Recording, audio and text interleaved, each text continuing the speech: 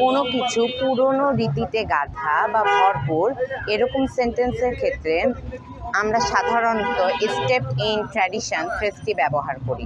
যেমন প্যান্ডেলটি পুরনো ঐতিহ্যে ভরপুর। The pandal is steeped in tradition. মন্দিরটি পুরনো রীতিতে ভরপুর। The temple is steeped in tradition. লোকজনের জামা কাপড় পুরনো রীতিতে ভরপুর। The dresses of the people are steeped in tradition. মিষ্টিগুলো পুরনো রীতিতে ভরপুর। The sweets are steeped in tradition. আলোকসজ্জাগুলো পুরনো রীতিতে ভরপুর। The lighting are steeped in tradition. সাজসজ্জাটি আনন্দ ও প্রাণবন্তে পুরনো রীতিতে ভরপুর। তো এটার ইংরেজি কী হবে এভরিওয়ান? এটা আপনারা বলবেন, right this in comment below.